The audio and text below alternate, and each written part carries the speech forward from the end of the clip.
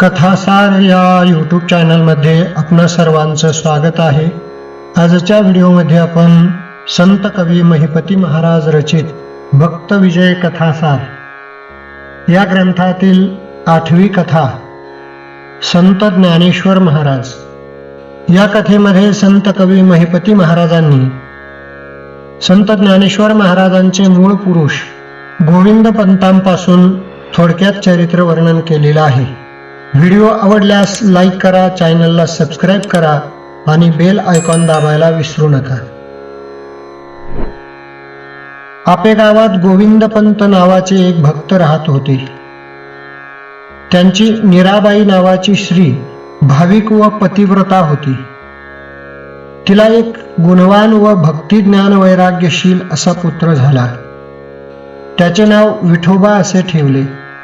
तो मोठा झाल्याच्या नंतर वडिलांस म्हणाला, मला तीर्थयात्रेस जाण्याची आज्ञा द्यावी।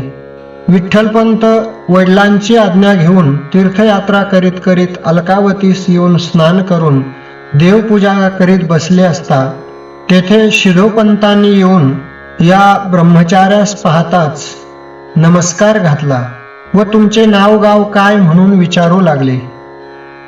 विठ्ठलपंत म्हणाले, मी आपेगावचा राहणारा असून माझे आईबाप वृद्ध असून मी तीर्थयात्रा करीत येथे आलो आहे। असे शिधोपंतांनी ऐकून त्यांना भोजनाकरिता आपल्या घरी नेले। खानपान आटोपून सर्वजण झोपी गेले। रात्री भगवान पंढरीनाथ शिधोपंतांच्या स्वप्नात जाऊन म्हणाले, या ब्रह्मचार्यास आपली कन्या दान करावी। असे स्वप्न पाहून मनात आनंदून हा वृत्तांत विठ्ठलपंतास कळविला।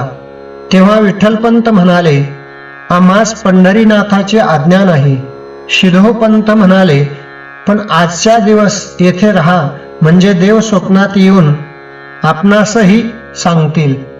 रात्री त्यांनी तुळशी वृंदावनाच्या जवळ शयन केले। तेव्हा भगवान पंढरीनाथ स्वप्नात येऊन म्हणाले, चारी अवतार मूर्तिमंत तुझ्या पोटी येतील, तरी कन्यादान पदरी घ्यावे। असे स्वप्न पाहून विठ्ठलपंत उठून बसले व शिधोपंतास सर्व वृत्तांत सांगितला। मग त्यांनी लग्नाची सामुग्री तयार करून त्यांचे लग्न लावून दिले। नंतर आषाढ महिन्यामध्ये विठ्ठलपंत आपले कुटुंब घेऊन पंढरीस आले व चंद्रभागेचे स्नान करून पांडुरंगाचे दर्शन घेतले। तेथून रामेश्वरास तीर्थयात्रा करीत जाऊन कोल्हापुरी येऊन पंचगंगेचे स्नान करून लक्ष्मीचे दर्शन घेतले। पुढे कृष्णातीरी माहुली संगमी स्नान करीते झाले। नंतर तेथून अलंकापुरीस परत आले। तेथे शिधोपंतांना भेटून साष्टांग नमस्कार करून 4 रात्री तेथे राहिले व आईबापांच्या भेटीस जाण्याचा हेतू सासऱ्यास कळविला। तेव्हा शिधोपंत म्हणाले, आपल्या स्त्रीसह वर्तमान तुमच्या वडिलांच्या भेटीस आम्हीही येतो।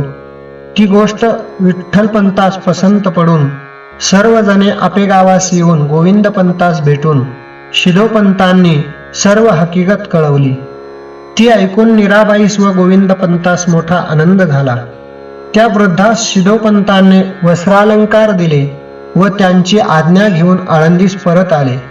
पुढे काही दिवसांनी विठ्ठलपंतांचे आईवडील परलोकवासी झाले। ती हकीकत शिधोपंतास कळताच शिधोपंत जावयाच्या भेटीस आले आणि म्हणाले, तुम्ही तर विरक्त झाले आहात आणि संसारात सर्व काही पाहिजे, तरी तुम्ही अलंकापुरीस चला।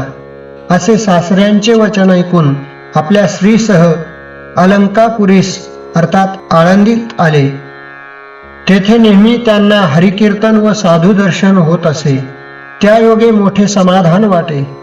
ते नेहमी आषाढी कार्तिकीचे वारीस पंढरीस जात असत। असे काही दिवस गेले, परंतु पोटी काही संतान होईना।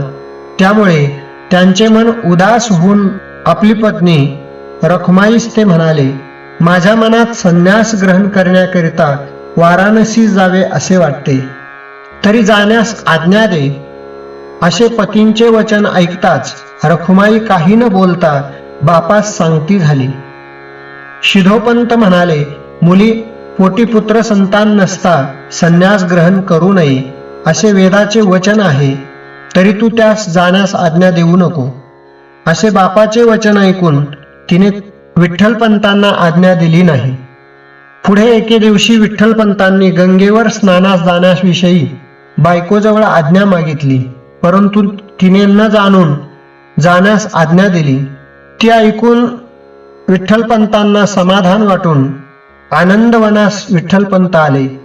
तेथून वाराणसीस त्रिवेणी संगमी स्नान करून माधव पूजा केली.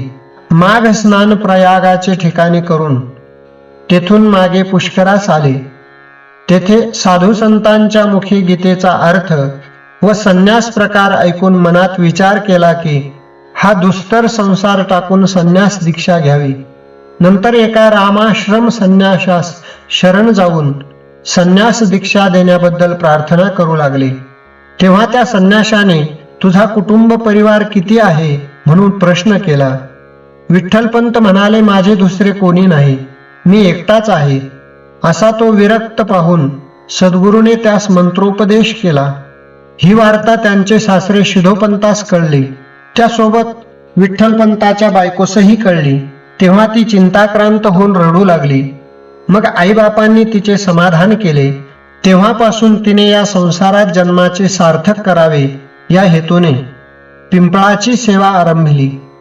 त्यामुळे तिच्या दोषांचे निर्दळन झाले. एके दिवशी रखुमाई पिंपळाच्या सेवेत असता रामानंद स्वामी संन्यासी चालले होते. त्यास नमस्कार केला. रामानंदांनी अष्टपुत्र सौभाग्यवती हो असा आशीर्वाद दिला. तो ऐकून तिला मोठे आश्चर्य वाटून हसू आले. रामानंद म्हणाले, हे माते, तुला विनोद का बरे वाटला?